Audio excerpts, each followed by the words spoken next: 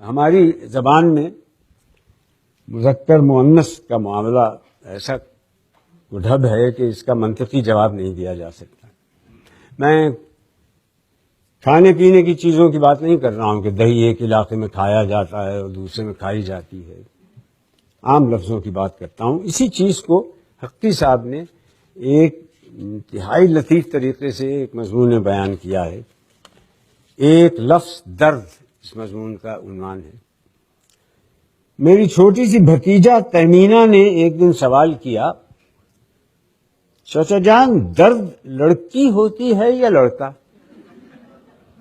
میں نے کہا لڑکا. وہ بولی کیوں؟ میں نے کہا درد اٹھتی نہیں اٹھتا ہے اور اچھی ہوتی نہیں اچھا ہوتا ہے. اس نے حجت کی کہ درد کو لڑکا کیوں کہتے ہیں؟ وہ شاید کہیں درد کو مؤنث بولتے سنائی تھی. میں نے کہا اس لیے کہ وہ شریر ہوتا ہے، تنگ کرتا ہے. لڑکیاں تو شرارت نہیں کرتی، وہ تو تکلیف نہیں پہنچاتی، آرام پہنچاتی ہیں نا. وہ بولی مگر تکلیف تو لڑکی ہے اور آرام لڑکا.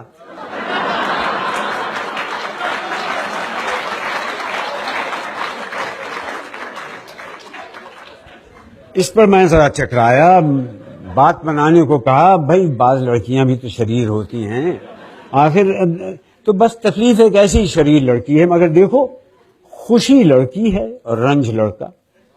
اکثر اچھی چیزوں کو لڑکی ہی بنایا گیا ہے. اس پر وہ کچھ سوچ میں پڑ گئی، پھر بولی اچھا تو ان چیزوں کو لڑکا اور لڑکی کون بناتا ہے؟ میں نے کہا بولنے والوں نے بنایا ہے، جیسے اللہ میاں نے کسی کو لڑکا کسی کو لڑکی بنا کر بھیج دیا ہے. کہنے لگی وہ تو اس لیے بناتے ہیں کہ بڑے ہوں گے تو ان کا بیاہ ہو جائے گا. تو کیا درد اور تکلیف کا بھی بیاہ ہو سکتا ہے؟ اس کی منطق میرے لیے خاصی ٹیڑھی کھیر بن گئی تھی. پہلے تو میں فقط ہنس دیا ذرا مہلت لینے کے لیے کہ کوئی نکتہ سوجھے تو اس کو کچھ بتاؤں. کچھ نہ کچھ تو مجھے کہنا تھا. میں نے کہا ہاں ہو سکتا ہے، بلکہ ہوتا ہے. جسمانی درد کا دلی تکلیف کے ساتھ جوڑ لگتا ہی ہے، دونوں ایک ہی ذات کے ہیں. تہمینہ پوچھنے لگی پھر کیا ان کے بچے بھی ہوتے ہیں؟ میں نے کہا ہاں ضرور ہوتے ہیں. آہیں آنسو کراہیں سبکی سسکی.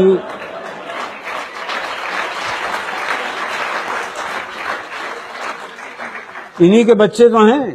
آنسو کو شاعر لوگ شریر لڑکا ہی بتاتے رہے. آنسو ٹھہرتا نہیں، گھر سے نکل پڑتا ہے.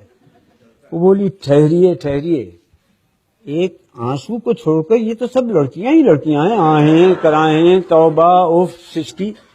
میں نے کہا کیا مذائقہ ہے، ان کے لیے کوئی جہیز وغیرہ کا انتظام تو کرنا نہیں پڑتا. اب اس نے پوچھا کہ انہیں پہچانتے کیسے ہیں کہ کون لڑکی ہے اور کون لڑکا؟ میں نے کہا ایسے ہی جیسے آدمیوں کو، یعنی نام سے. اب کسی کا نام شاہدہ ہے تو وہ لڑکی ہے اور شاہد ہے تو وہ لڑکا. شاہد کی طرح زاہد، قاصد، والد، مرشد، قائد سب لڑکے شمار ہوں گے. یہاں میں نے خود ہی اپنے آپ کو پھندے میں پھنسا لیا. وہ جھٹ بولی مگر قاعدہ تو لڑکا ہے. جب شاہدہ لڑکی ہے تو قاعدہ اور فائدہ لڑکے کیسے ہو سکتے ہیں؟ شاہدہ تو آتی ہے اور قاعدہ پڑھایا جاتا ہے، اور فائدہ بھی ہوتی نہیں ہوتا ہے.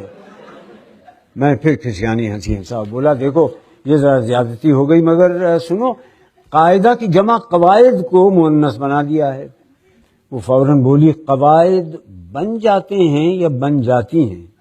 ابھی تو آپ نے کہا کہ قواعد کو قاعدہ کے بدلے میں لڑکی بنایا گیا ہے. میں نے سنجیدگی قائم رکھنے کے لیے کہا مطلب یہ ہے کہ سن کر یا پڑھ کر اس کی آواز سے محسوس ہو جاتا ہے کہ لفظ مذکر ہے یا مؤنث.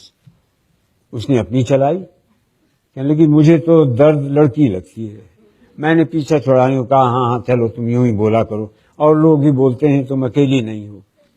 مگر یاد رکھو کہ مذکر مؤنث کی کچھ واضح علامتیں بھی ہیں.